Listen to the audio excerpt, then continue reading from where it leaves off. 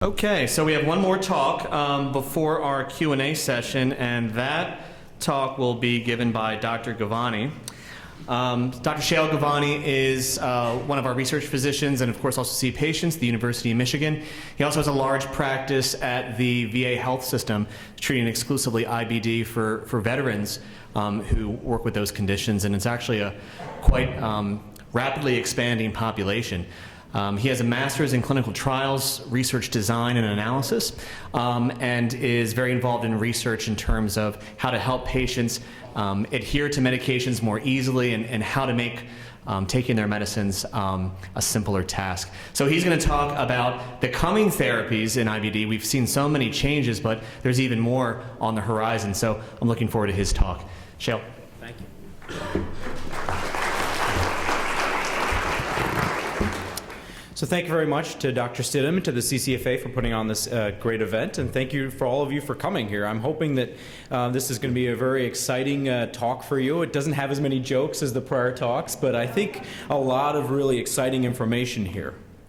So I think it's important because I'm talking about so many drugs here that I want to make sure it's clear that I don't have any biases related to any of these drug companies or anything like that.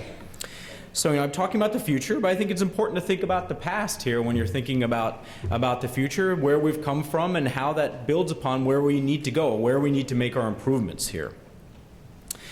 So let's talk about our timeline, about the prior therapies sort of in our conventional IBD toolbox. So in the 1950s, we saw the introduction of sulfasalazine, which is a precursor for mesalamine products, and we also saw the use of steroids in ulcerative colitis and Crohn's disease. Later on in the 70s, we saw the introduction of thiopurines for these diseases. So thiopurines are your Imuran, your mercaptopurine. Finally, now in the 2000s, there was very exciting development of the anti-TNFs, medications like Remicade and Humira, which really revolutionized the treatment of these diseases when you consider about what we had available prior to that. And then finally, in 2014, we had the introduction of a gut-specific anti-adhesion molecule, vedolizumab, which again allowed us to have a new avenue to approach these diseases. So stopping for a minute here, the reason why we need all these different sort of mechanisms of actions is kind of goes back to what Dr. Higgins was talking about. There's no one person's IBD is like anybody else's. So while fortunately 50 to 60% of patients respond to anti-TNFs initially, there's still 40% of people that don't respond to those medications. So clearly there's a need for other ways to treat this disease, other mechanisms of action. So I wanted to go through and sort of talk about the strengths of the prior therapies and the weaknesses, and sort of understand what needs to be done with each medication. So talking about sulfasalazine, mesalamine products, we see that these are effective for mild to moderate ulcerative colitis, but haven't really seen a lot of efficacy in terms of Crohn's disease. The pharmaceutical companies have done a lot of work in the last 20 years, 30 years or so to really help improve how we deliver these medications. Essentially, these medicines work very superficially on the layer of the intestines, and the intestines are very far away from your mouth where you're taking these medications. And so it's important that they work with sort of protecting the medicine as it goes through the high acid of the stomach and then travels through that long distance of the small intestine, often to get to the colon. And then, of course, taking a medication 2 and 3 times a day is difficult to do. And so they really worked on trying to make sure that you could take a medication that you could once a day only. So steroids really, have obviously helped us treat this disease, but they work very quickly. They induce remission, but they don't really maintain remission. And more importantly, they have lots and lots of side effects: infection risks, bone loss, diabetes, mood changes, skin changes, weight changes. The list really goes on in terms of side effects with steroids. So the thiopurines, again, these are the medications that we more commonly think about, like Imuran or mercaptopurine, azathioprine are the other names you may be more familiar with. So they're pretty good at maintaining remission, but they don't work very, very quickly. So in essence, it takes 3 to 4 months for these medications to work. And so you need something else to work until these medicines are active. And so that involves often steroid use. So the side effects, unfortunately, with these medications are can be significant. The infection risk is about 5 out of 100. There's also a risk of cancer. Again, as Dr. Kanukin pointed out very eloquently with the pictures, it's very small, but it is a significant risk and concern to our patients. And then there's a small risk of pancreatitis with these medications, around 3 in 100. So now moving on, I said around 2000, these medications, the anti-TNFs, were introduced. So this is the medications that we more commonly think about: Remicade, Humira, Cimzia, Simponi, the other names that we think about. So these work relatively quickly to induce remission and maintain it.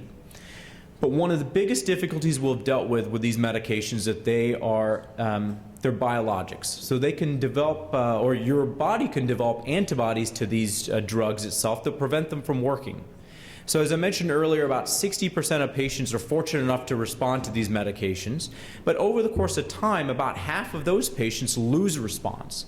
And we think that a significant cause of that is because of these anti-drug antibodies. So Remicade, as an example here, is an antibody itself, and it binds onto the chemical TNF that causes inflammation in the bloodstream and prevents it from causing inflammation.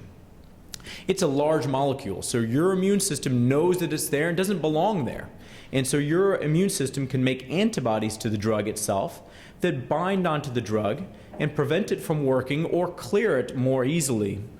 And so for these reasons, it can be a major problem. So the initial version of this was an infusion. The drug companies again made these injectable versions because obviously it's not easy necessarily to go to an infusion site that may be hundreds of miles away and sit there for hours at a time. So Humira, Simponi, and Cimzia were the injection versions of this. There were significant side effects with this that do prevent some patients from being able to use them. These include infusion reactions, infections, probably about a similar sort of number, about 5 in 100 of serious infection risk. And then again, that small and tiny cancer risk that we see with these medicines. So moving on to the next mechanism of action, the anti-adhesion molecules. These came out at least in specific to the gut in 2014. So this is Entyvio is the trade name for this medication. So it seems to work pretty well actually for our patients with ulcerative colitis, and I think if you give it a longer term, Dr. Stidham just found if you give it a longer time in Crohn's disease, there may be some increased efficacy there. But the problem is that's a lot of time to be sick, and so it's they're slow to act in that sense. Again, these are biologic medications, so they're very large. There's anti-drug antibodies can again form with these medications. So these are infusions, so there's work being done to create injection versions of these, and we'll talk about a bit about that a little bit later. But of course, that can be a limitation in the sense you have to go to an infusion center. The critical benefit of these drugs is that it limits the immunosuppression to the GI tract, we think, for the most part. There does appear to be a bit of crossover into the nasopharynx, so some of our patients do have higher risk of having respiratory tract infections for that reason.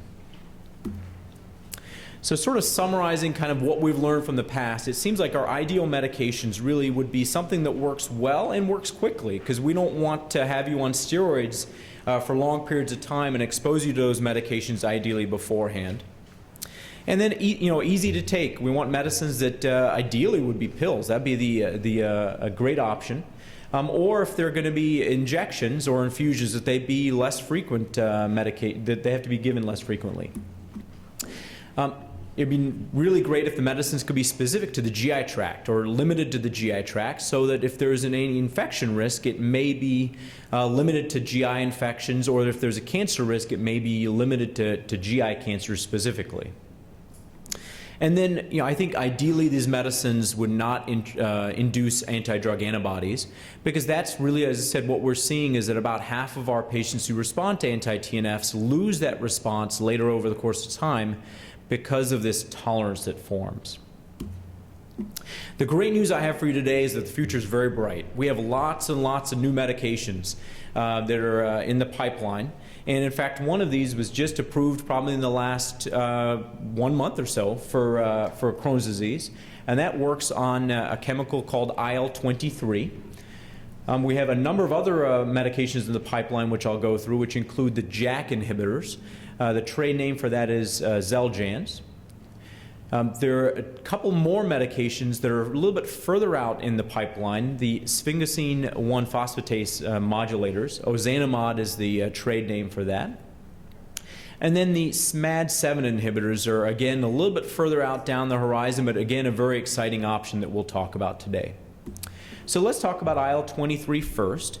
So Stelara is the trade name for the drug that has just been approved for Crohn's disease and works through the IL-23 mechanism.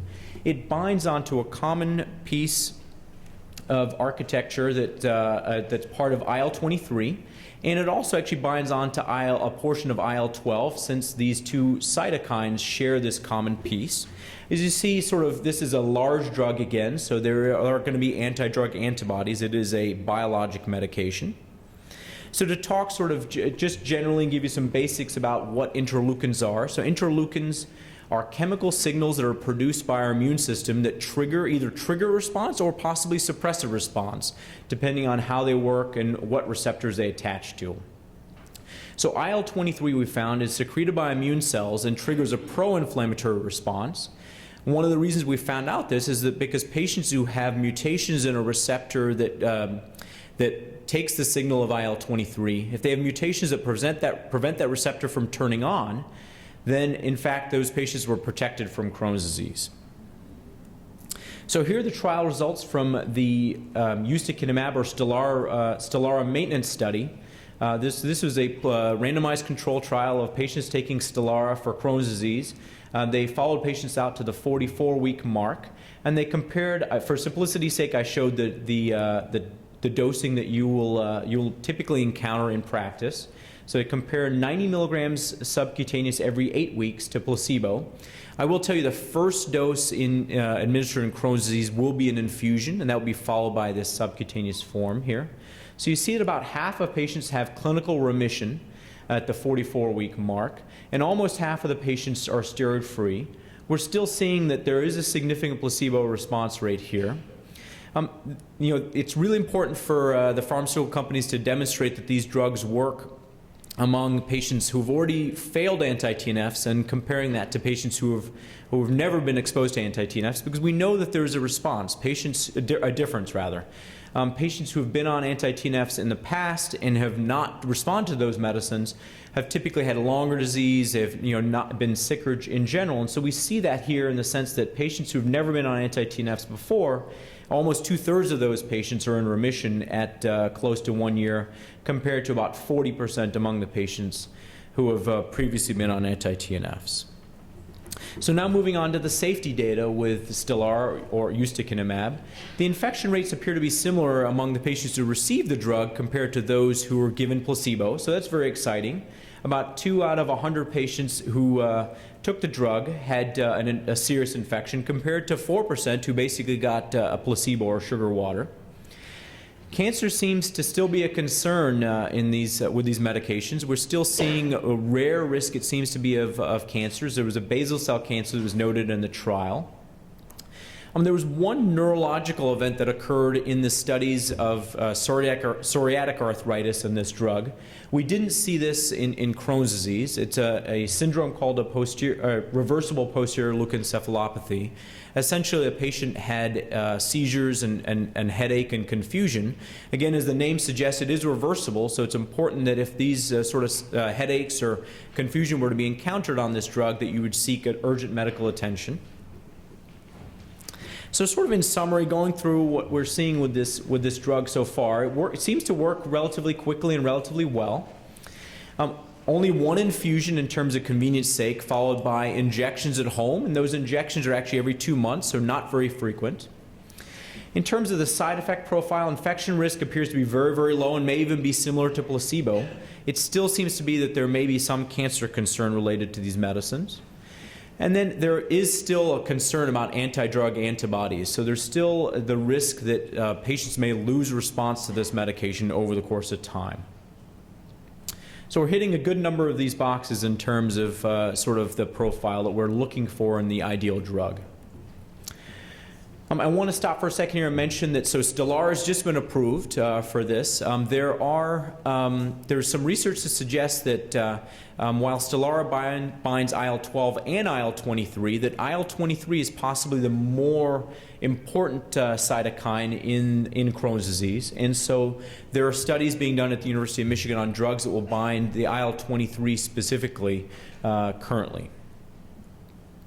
So now moving on to the next mechanism of action, the JAK inhibitors. Xeljanz is the trade name of the medication that's likely going to be approved very soon for ulcerative colitis. So just to explain sort of how this works, essentially if you imagine the immune system, an immune system cell here waiting to be activated, and this is that receptor that we mentioned earlier that waits for a signal to turn on the immune cell specifically. So here's an interleukin floating out that's waiting to meet that receptor, and it's a pro-inflammatory interleukin. So it binds onto this receptor, and that turns on inflammation.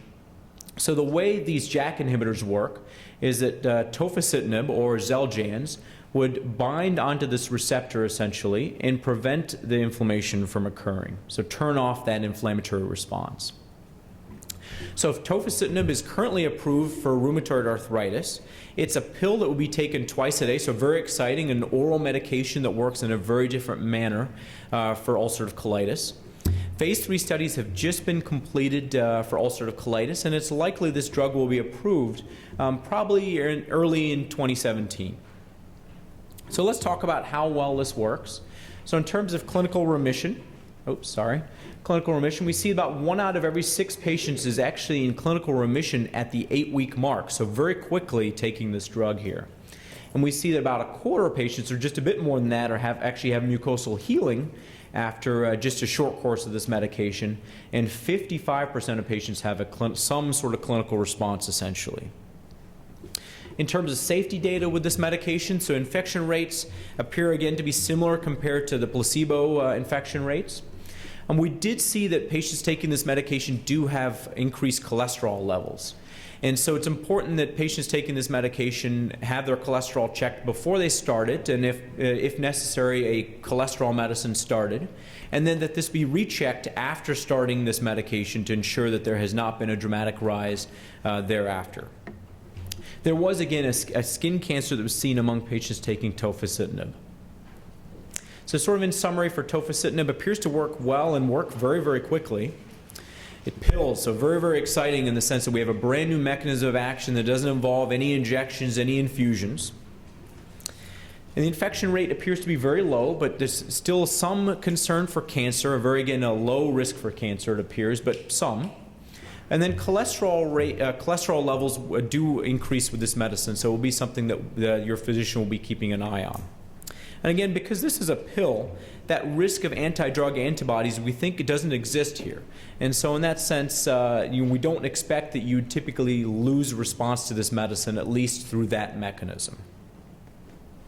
So hitting a good number of the boxes here in terms of sort of our ideal medications.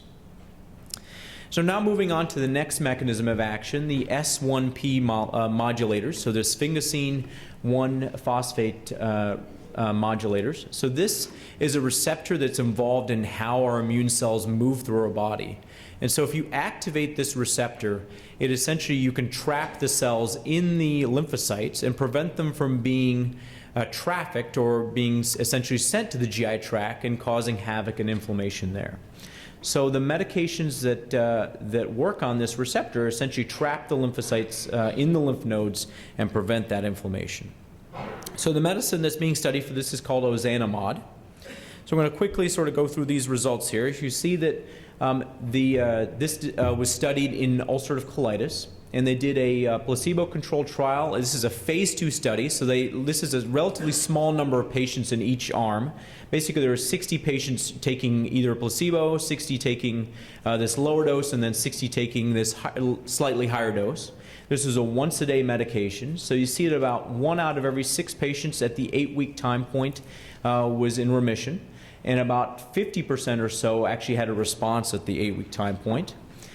In ulcerative colitis trials, it's going to be very important that we actually see not just that patients are feeling better, having clinical response and remission, but that there's actually evidence of mucosal healing. that when we put a scope in their colon and look at the colon lining, that we see that actually inflammation is significantly improved. And here we see that about a third of patients have mucosal healing very quickly at the 8-week mark. And if they look at the actual biopsy specimens, about 1 out of every 5 patients has even evidence of histological remission or no evidence of activity.